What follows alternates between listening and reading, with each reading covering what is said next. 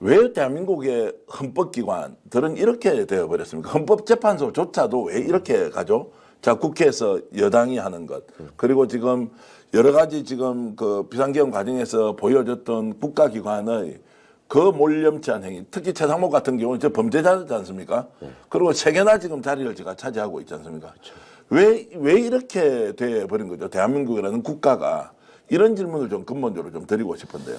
그 상식이 무너지는 거를 지금 온 국민이 보고 계시기 때문에 더 괴로우신 거죠. 예. 그리고 상식 플러스 그래도 저자들이 최소한의 어떤 금도는 지킬 것이다. 그래도 우리가 나름 엘리트라고 인정해줬던 사람들인데 이제 이런 것 때문에 훨씬 더 힘드신 것 같아요. 그러니까 더 불안해지고 저것들은 원칙도 없고 법도 없고 상식도 없고 그냥 아무 일이든 다 저지르는 집단이구나 이런 생각을 하시게 된 건데 한국 현대사의 어떤 잠재해 있던 그 암덩어리들이 그대로 다 표출되고 있는 거라고 봅니다. 그러니까 그간에 한국 사회를 지배해왔던 출세주의, 능력주의라는 말로 교묘하게 포장을 하지만 결과만을 중시하는 출세주의가 되게 지배하는 사회였고, 그리고 이 사람들한테 자신의 어떤 안위나, 그러니까 절대자 권력을 가진 사람을 하나 상정해 놓고 그 주변에 기생하면서 내가 귀족으로 살면서 국민들을 개돼지 취급하는 삶, 이것이 대한민국 출세의 모델인 것처럼 지금 돼 있는 면이 있죠. 아무리 부정하고 싶어도 그런 위치에 가기 위해서 서울대를 가야 된다 그러고, 그런 위치에 가기 위해서 고시에 붙어야 된다 그러고, 그런 것들을 또 부모들이 자식들한테 가르쳐 왔습니다. 그러니까 그런 위치나 그런 과정을 통해서 길러져 온 그 가짜 엘리트들이 세상을 어떻게 망가뜨릴 수 있는가를 우리가 보고 있는 것이고, 이 사람들은 오로지 지금 내 죄를 어떻게 하면 감추고 내가 살까 하는 점에 대해서만 집중을 하고 있기 때문에 국민들의 불안이나 나라의 장래나 이런 것들이 지금 다 후순위로 밀리고 있다는 거, 이런 이기적인 출세주의자들을 양산한 게 결국 우리 사회의 병폐이자 인정할 수밖에 없는 암덩어리였다라는 걸 이제 자각하는 과정이죠. 뭐. 자, 원래 그랬던 집단과 개인이었습니까? 아니면 윤석열 통해서 예. 줄을 서려고 살려고 하다 보니까 줄을 서서 이렇게 자기가 바뀌어버린 겁니까? 아니면 원래 속성이 그런 원래 거죠? 그런 속성이 그런데 그걸 잘 감추고 드러낼 기회가 없었죠. 그러니까 예. 왜냐하면 이렇게 21세기 대명천지에 친위 쿠데타라는 이런 황당한 상황이 벌어질 거라고 누구도 예상을 안 했기 때문에 네. 숨어서 다 암약하고 있었고, 실제로 근데 그 무리에서 안에서 살고 있는 사람들은 자기들끼리는, 저 같은 사람도 다 알고 있는 일이죠. 얼마나 보통 시민들을 무시하고 얼마나 선민의식에 빠져서 살고 있었던가 하는 거는 이미 다 끼리끼리는 알고 있었지만, 예. 이게 이제 이런 친위 쿠데타라는 사태를 통해서 드러날 수밖에 없는 지금 상황이 조성이 된 거죠. 좀 서울법대 출신이시니까 좀 죄송하기도 합니다만, 자, 서울법대 출신의 엘리트, 검사, 판사, 그리고 재경고시 출신 기재부 공무원들, 뭐 최상목을 비롯한 여러 이제 이런 집단들이 국민들이 이 사람들을 바라보고 공복으로서 국민을 위해서 어떻게 좀 봉사하고 또 헌신과 희생을 통해서 나라 발전을 시키느냐, 이런 인식이 저조차도 굉장히 강하게 있었거든요. 이번에 보니까 와, 이들이 국민을 상대로 전쟁을 하는구나. 네. 자기들만 살면 되니까 어떤 법의 요소를 가져와서 자기는 마치 문제가 없는 것처럼 뻔뻔하게 얘기를 하면서도 사과도 하지 않아요. 예. 야당 책임 다 돌려요. 그렇죠.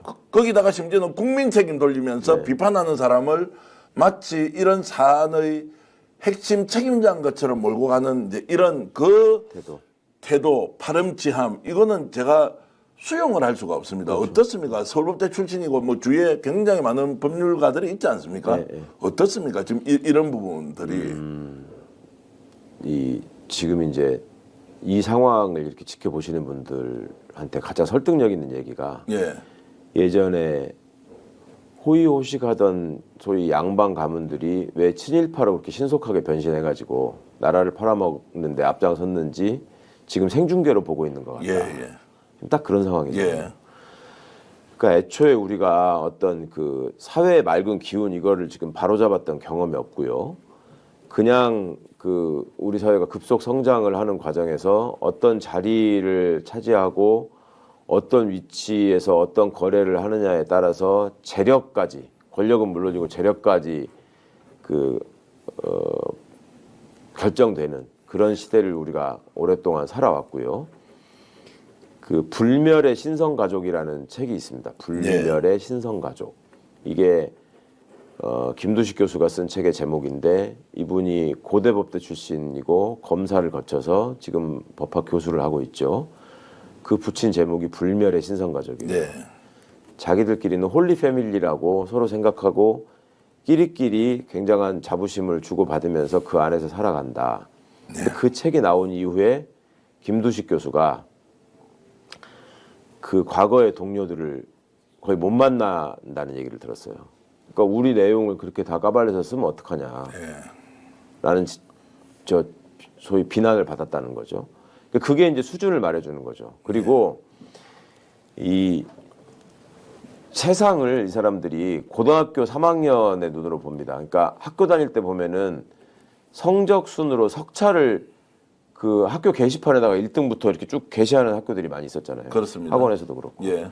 세상이 그렇게 움직인다고 생각해요, 실제로. 예. 그러니까 예전 경기고 나온 사람들, 그리고 서울대 법대 출신, 그 다음에 뭐 고시 출신, 그 다음에 뭐 행시 중에서도 또 재경지 출신 이런 게 자기들끼리는 뭐냐면은 우리가 가장 어려운 시험을 통과한 탑 클래스고 한국 사회의 가장 꼭대기에 있는 사람이고 네. 이거는 결혼 정보 회사에 신랑 랭킹 매기는 등급을 봐도 사회가 다 인정하는 분야고 지금 취약 아동들한테 학부모가 바라는 바를 봐도 우리처럼 되게 하기 위해서 저렇게 칠세고시네 뭐네 하면서 온갖 난리를 치면서 애들을 학원 뺑뺑이를 돌리면서 저렇게 정신병자를 만드는 이런 사회 시스템 속에서 우리는 철저하게 성공하고 경쟁에서 승리한 사람이다. 그러니까 예. 우리가 세상을 이끌어가는 거고 우리는 저 개돼지들을 위해서 개돼지들이 모르는 세상에서 우리끼리 따로 살아가면 되는 거고 네.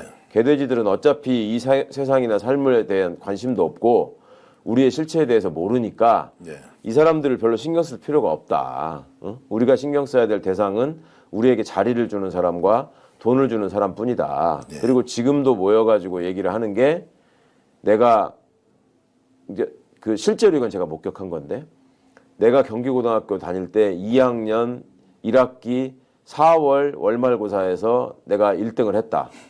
그러니까 동기가 앉아가 아니다 내가 1등을 했다. 네가 잘못 알고 있는 거다. 너는 5월이고 내가 4월 1등이다. 지금 그분들이 평준화 마지막 시기가 경기고등학교 평준화 마지막 시기가 76학번들까지거든요. 네, 예. 나이가 지금 70 가까이 됐어요. 56년생이죠. 예. 예. 지금도 모여가지고 그 얘기합니다. 예. 앉으면.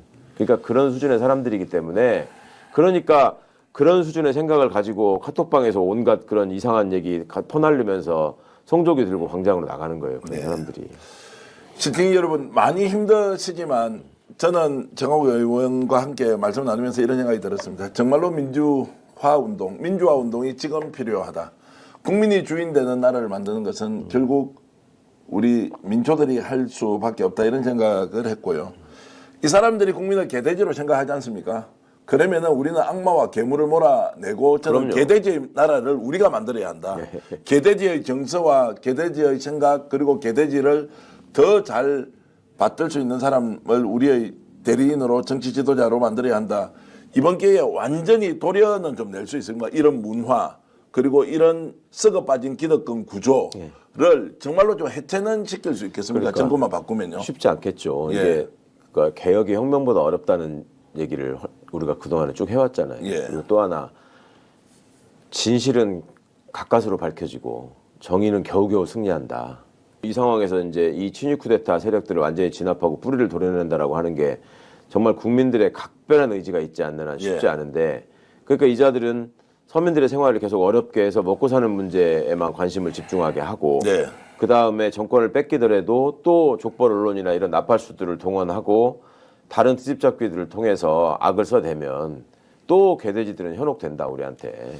윤상현 얘기하잖아요. 1년만 지나면 다 잊어버린다. 예. 그거에 대한 확신이 있는 집단이에요. 그러니까 우리가 이번 경험을 정말로 그냥 가벼이 여기지 않고 진짜 각별한 의지나 신념을 가지고 이자들을 정리해야지만 대한민국의 미래가 있다. 이런 집단을 발본색원해야지만 우리의 행복이 가능하다라는 생각을 가지고 앞으로도 좀 경각심을 놓치지 마셔야 되겠습니다. 자, 그 말씀에 저는 가슴이 그냥 콩닥콩닥 뛰었습니다. 오늘 최강호 의원 말씀대로 정의는 정말로 겨우겨우 우리에게 다가오는 것이다 라는 이제 말씀 좀 기억하시면서 이렇게 오늘 나오셔서 진심으로 감사의 말씀드리고요. 감사합니다. 시청자 여러분 끝까지 힘내면서 그래도 우리가 할 일 챙기고 있으면 어떻겠습니까? 지금 우리가 힘 빠진다, 불안해 죽겠다 이렇게 할 일 아닙니다. 예. 우리나라 우리가 바로 세워야 한다. 그럼요. 우리가 이깁니다. 우리가 걱정하십시오. 이깁니다. 예. 예. 그렇게 하겠습니다. 제가 그러면 우리가 하면 함께 이깁니다라고 방송 모두 끝내겠습니다. 시청자 여러분, 우리가 이깁니다. 이깁니다.